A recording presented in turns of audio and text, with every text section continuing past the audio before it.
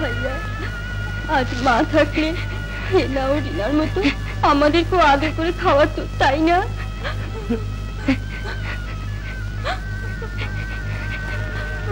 সে ভাগ্য যখন আমাদের নেই, তাহলে বলে কি লাভ?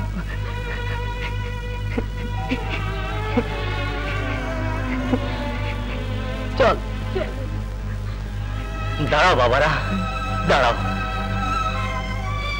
তোমাদের মা নেই বলে কি ঈদের দিনে সেমাইও খেতে নেই? বসো, এইখানে বসো, বসো। তুমি ওখানে বসো।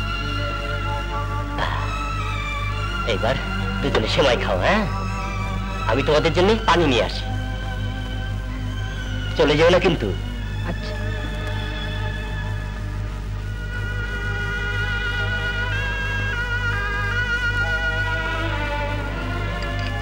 খা।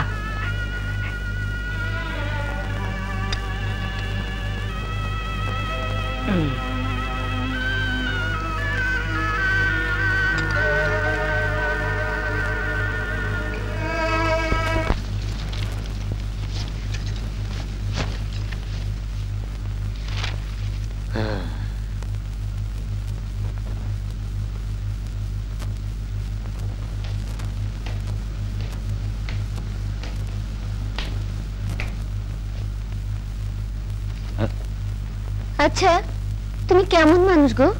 কেন, আমি আবার কি করলাম?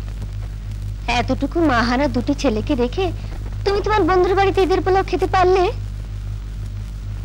কই, আমি তো সৎ মা হয়েও ওদেরকে না খাইয়ে খেতে পারলাম না। তোমার মতো মা আছে বলেই তো আমি ওদের ছেড়েই খেতে পেরেছি। তুমি যে ওদের এত আপন হতে পারবে আমি তো ভাবতেও পারিনি। আমি যাই, দেখি ওরা দুবাই ঘুমিয়েছে কিনা।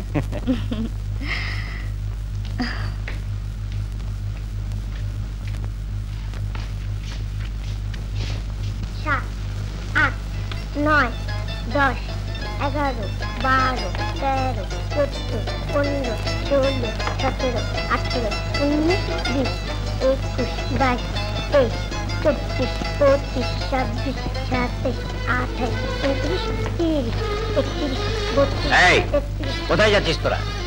ঘুরতে উড়াতে? হ্যাঁ বাবা। কোনো দরকার নেই। আমি না, শোনো, ওরা যেন কিছুতেই ঘুরতে উড়াতে বাইরে যেতে না পারে সেদিকে তুমি খেয়াল রাখবে, বুঝলে?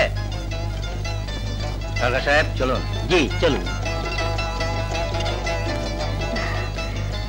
তোদের বুঝি ঘুড়ি উড়াতে খুব মন চেয়েছে? হ্যাঁ মা। তাহলে বাইরে না গিয়ে ছাদে চলে যা। আচ্ছা চলো ভাইয়া। হ্যাঁ চল।